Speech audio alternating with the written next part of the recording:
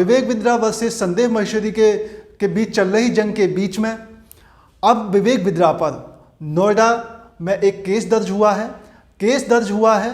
उनकी वाइफ ने और उनके साले ने केस दर्ज कराया है। केस में उन पर महिला उत्पीड़न और अपनी पत्नी को पीटने का आरोप है। बड़े बूढ़ों ने सही ही कहा है, जब मुसीबतें आती हैं तो छप्पड़ फाड़ के आती हैं, इधर से भी आएंगी उधर से भी आएंगी। अभी कुछ ऐसा ही टाइम चल रहा है डॉक्टर विवेक बिंद्रा का। एक तरफ उन पर स्कैम का आरोप है, एक तरफ उन पर घरेलू हिंसा का आरोप है। अब इस बीच में उनके पास कई सारे आरोप हैं। नमस्कार, मेरा नाम है अमित सोलंकी और आप देख रहे हैं क्राइम आजकल। आज हम आपको कहानी बताएंगे विवेक बिंद्रा पर एफआईआर क्यों दर्ज हुई है, आखिर क्या मामला है। मोटिवेशनल स्पीकर विवेक बिंद्रा के खिलाफ पत्नी ने मारपीट करने का मुकदमा दर्ज कराया है। विवेक बिंद्रा यूट्यूब के साथ साथ एक बड़े कारोबारी भी हैं, बड़ा बिजनेस के सीईओ हैं। 6 दिसंबर 2023 को उन्होंने यानिका से शादी की और 14 दिसंबर को उनके खिलाफ मुकदमा दर्ज हुआ। विवेक बिंद्रा पर आरोप है कि उन्होंने पत्नी से जमकर मारपीट की। पुलिस का कहना है कि इस मामले की जांच चल रही है। विवेक बिंद्रा के साले वैभव ने नोएडा थाना सेक्टर 126 में शिकायत दर्ज कराई है, जिसमें उन्होंने लिखा है कि उनकी बहन की शादी 6 दिसंबर 2023 को ललित माननगर होटल में विवेक बिंद्रा से हुई थी। वो नोएडा के सुपरनोवा वेस्ट रेसिडेंसी में 4209 फ्लैट सेक्टर 94 में रहते हैं। विवेक का पत्नी से मारपीट का भी एक वीडियो सामने आया है। 7 दिसंबर की सुबह करीब 3 बजे मेरे जीजा विवेक बिंद्रा और माँ प्रभा जी से बहस कर रहे थे। इस बात को लेकर मेरी बहन यानिका ने बीच बचाव किया तो जीजा विवेक ने मेरी बहन को कमरे में बंद कर दिया, गाली गलौज की, मारपीट की। इसके बाद उसके साथ मारपीट की गई, जिसकी वजह से उसके पूरे शरीर पर घाव हो गए। इसके अलावा वैभव ने बताया कि उसकी बहन यानिका को इतनी चोट लगी है कि उसे सुनाई देना भी बंद हो गया है, यानी कि उसके कान का पर्दा भी फट गया है। मारपीट के दौरान विवेक ने यानिका के बाल भी जोर जोर से खींचे। सिर पर चोटें लगने के बाद उसे चक्कर भी आने लगे।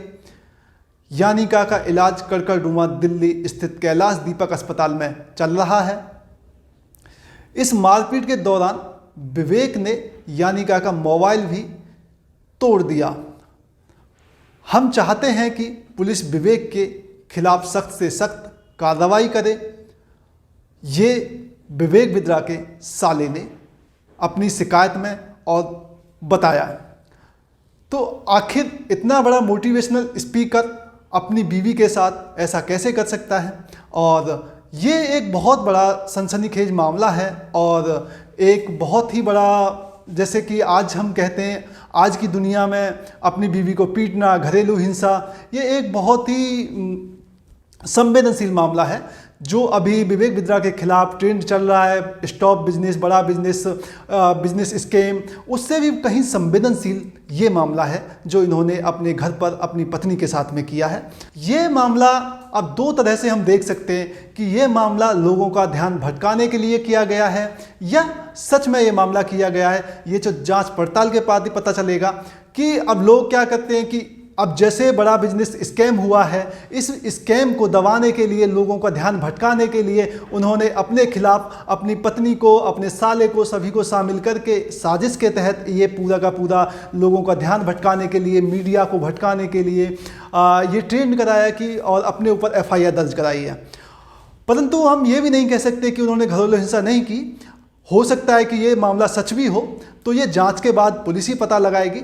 और आप लोग अपने विवेक से सोचिए कि आखिर जो लोग दूसरों को इतना शांत रहने के लिए और इतना छोटी छोटी चीज़ों पर इतना सोच समझ के कदम उठाने वाला आदमी, लोगों को मोटिवेट करने वाला आदमी, आखिर इतनी छोटी सी बात पर और एक दिन पहले हुई शादी के बाद अपनी पत्नी पर ऐसे हाथ कैसे उठा सकता है और इतना तगड़ा, इतनी चोटें कैसे दे सकता है? आखिर जो वीडियो अभी वायरल हुआ है वो वीडियो शूट किसने किया?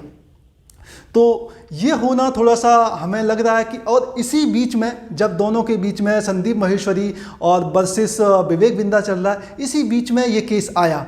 आखिर ये जो मारपीट हुई थी, ये मारपीट शादी के एक दिन बाद हुई थी, परंतु ये केस तब आया जब स्टॉप बिजनेस स्कैम चल रहा है, जब स्टॉप विवेक बिंद्रा चल रहा है, तब ये मीडिया में ये न्यूज आई। आखिर ये न्यूज कैसे आई, क्यों आई? पहले भी आ सकती थी। आखिर पहले उनके साले ने उनके खिलाफ केस क्यों नहीं दर्ज कराया? तो हम इसके खिलाफ कुछ नहीं कहना चाहते, आप लोग खुद समझदार हैं और खुद सोच सकते हैं। तो ये आपके विवेक के ऊपर आपके विवेक के ऊपर हम छोड़ देते हैं, क्या सही है क्या गलत है, और पुलिस अपनी जांच कर रही है, जांच के बाद सब कुछ सामने आ जाएगा। नमस्कार, देखते रहिए क्राइम आजकल, सतर्क रहिए, सावधान रहिए।